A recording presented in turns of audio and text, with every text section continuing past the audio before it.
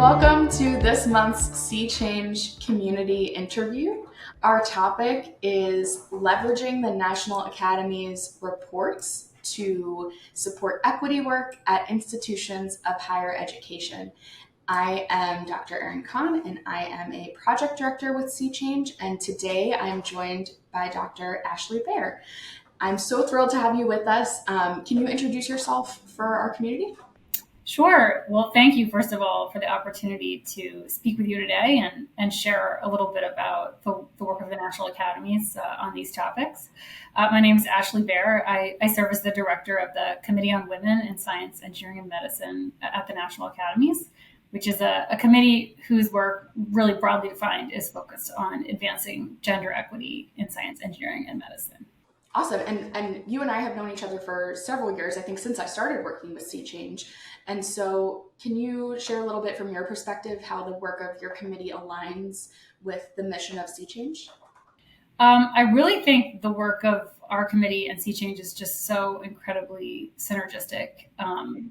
We can get into this as we talk, but I mean, several, if not all, of our recent consensus study reports mentions Sea Change as an example of a systemic change effort that's really responsive to the findings and recommendations in the reports the committee has put out, which deal with a whole range of different topics that seek to support greater gender equity in science, engineering, and medicine. So, yeah, there's a really strong linkage there. Yes, for sure. And as just to set the stage a little bit more, so for Sea Change in particular, the awards, those consist of an iterative self-assessment and action planning process where institutions are doing a very thorough, intensive, deep dive self-assessment into their campus climate, culture, the policies, the practices that are happening across the institution, and then developing an action plan that is contextualized to the challenges and the barriers that they find within their own institution. Um, that action plan, the goal of it is to restructure the systems that they have in place such that we can advance equity and make these institutions more diverse, more accessible, more inclusive, and overall more equitable places for people to learn and pursue their education and their careers. As you mentioned, several of these reports that have come from your committee emphasize the need for structural change within STEM higher education. Apart from the reports, this is something we see almost every day in the news, online, on social media. There are challenges in our country that are not going away. We saw this with the recent Supreme Court decision on race conscious admissions. It's happening on the state level. We're seeing that play out in states like Florida and Texas.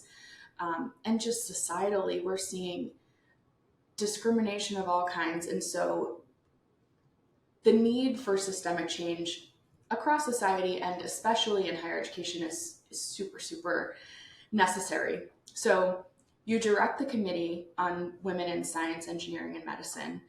And you've already mentioned the consensus study reports. Most of them have been released in the past 5 to 7 years, I'd say. Um, these reports are calling for systemic change. So I'd love for you to share a little bit more detail about a few of these reports and how they specifically are speaking to STEM higher education. Sure, happy to do that. And maybe before I talk about the specific reports, I should just take 1 minute and explain how the reports are generated. For those who may not be familiar, I just throw out this term consensus report. Well, what does that mean? And where does the consensus come from? Well, for those who are less familiar with the National Academies, these reports, they're all a product of the National Academies bringing together a group of experts to work over an extended period of time, a year or 2 years, to do a deep dive into a particular topic. And then we ask them, even though they all come to the topic, we intentionally put together an interdisciplinary and diverse group. because these are always challenging and multifaceted issues, we asked the group to come up with their consensus findings and recommendations. So although they come to the topic from different perspectives, sometimes different expertise, we say, well, what can you all agree upon? What advice would you give the nation, if you will, or higher education specifically? And I think what's striking about these reports is, and I'll mention this in a second, that there are some really interesting cross-cutting themes.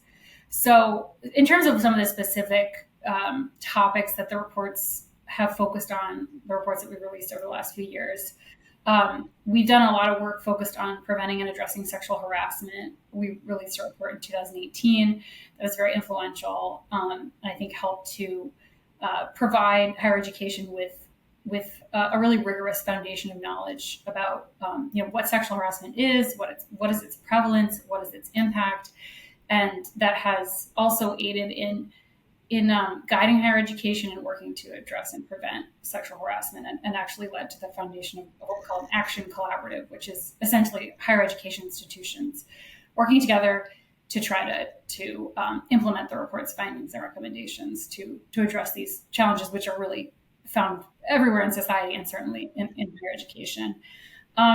We also, I think in doing this work, we've observed that it's very easy to write a report that documents the many years of research on all of the barriers to gender equity, all the bias and discrimination and harassment we see. There's so much research on that, but we never want to leave off there. We always want to provide the community with findings and recommendations from these experts about what can institutions actually do. What's the next step to actually improve the situation? And so a report that really, this was kind of the main focus of this report, was a report that we call Promising Practices. The full title is Promising Practices for Addressing the Underrepresentation of Women in Science, Engineering, and Medicine. But not only did it document the range of biases and barriers women, particularly women of color, experience across a range of scientific disciplines, but it also sought to provide guidance on promising practices and strategies to improve recruitment, retention, and advancement. And then a third report I'll highlight right now is a report that followed on after that, which it really focuses on the critical need to take an intentionally intersectional approach to this work that recognizes that historically a lot of the work focused on issues of gender equity, although it's been under kind of the banner of thinking about all women, we know so frequently has focused on the experiences of white women. And so this report, Transforming Trajectories for Women of Color in Tech, has really focused on how can institutions take this intentionally intersectional approach to consider the experiences of women of color. And this report also is leading to the establishment of what we call an action collaborative. This is just a few examples.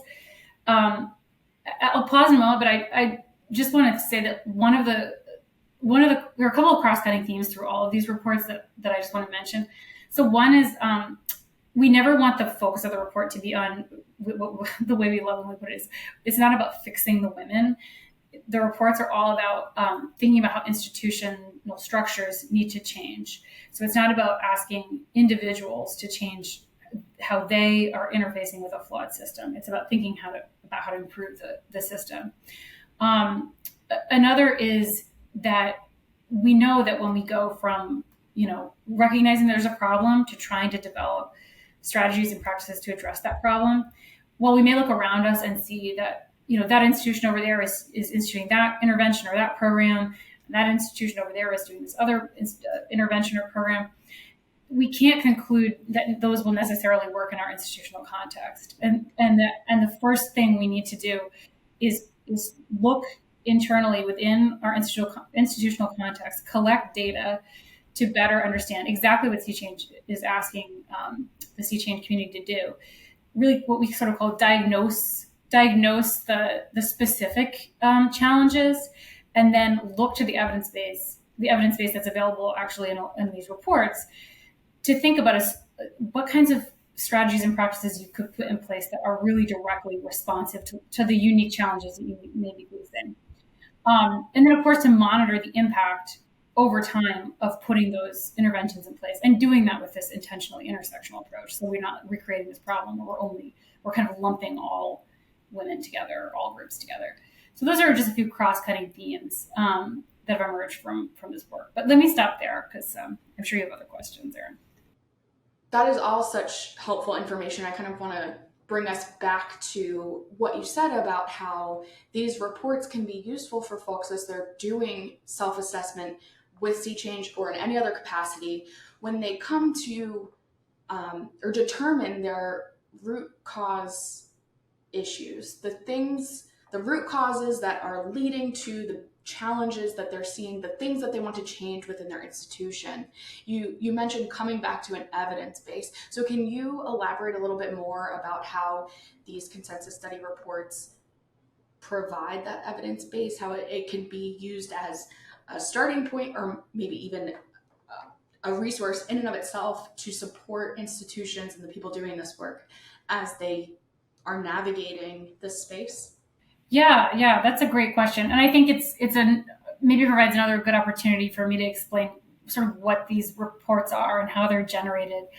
Um, because the reports themselves, they, with some minor exceptions, they're not providing original new findings. It's not new data collection or new research, although we do sometimes augment the reports with some qualitative, like structured interviews or focus groups. But in general, what they're providing is a kind of a state of knowledge, a state of the current knowledge on a particular topic, and it's a state of knowledge that we really have a great deal of trust in because we trust that it's not only are we looking at the most rigorous research and synthesizing across it, but also we are bringing this expert committee together to think deeply about this evidence base together as a community. So it's a very these are very they're very rigorous resource, and they're something that we feel like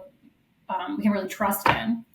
Um, and I think it's important. It's always important. It sounds so obvious, but it's always important to sort of true back to that evidence base because it's so easy for us to if we just follow our own intuition about what might be needed, our intuition can lead us astray. I mean, one example is our 2018 report on addressing and preventing sexual harassment. Even today, we still hear people saying like, "Oh, well, we just need a sexual harassment training," and that report really clearly demonstrates that like there's been almost no evaluation of the impact of sexual harassment trainings, and there's really little to no evidence that they do anything to prevent and address sexual harassment. And so, if an institution's thinking if that's an issue that an institution's identified as like something that critical that they want to tackle, don't go to like a training would not be some place you'd want to start. And so reading that report and better understanding like what the research can tell us about what would be the most fruitful interventions and how what we know about the impact of these behaviors is just a really good place to start and to orient. The reports also provide like case studies and examples of what other institutions are doing that also can provide sources of inspiration if you're trying to think about elements of an action plan. And also, of course, I could imagine would lead to some like outreach to those institutions, especially if they seemed that they had a similar institutional context to say, well, tell me more about this program we put in place and how it worked, and we're thinking about whether something like that could work at our institution. But I guess I just want to emphasize that importance of making sure that whenever you're going to try to address any of these sorts of challenges, that like the starting point is like, what does the research tell us about the landscape, and not to trust in our intuitions because they can really really lead us astray. Yeah, I mean, when we're talking with institutions who are getting ready to apply for a Sea Change award, we talk about structuring the application like a research paper. Your self assessment is the research that you've done. You have a narrative, an introduction, and a results that's in your narrative. And then your action plan is part of your research paper's conclusion. Like, what are you going to do going forward? What are the next experiments you have to do? And I think of these National Academies reports like really excellent review papers almost. Like you can go to these reports as your starting point.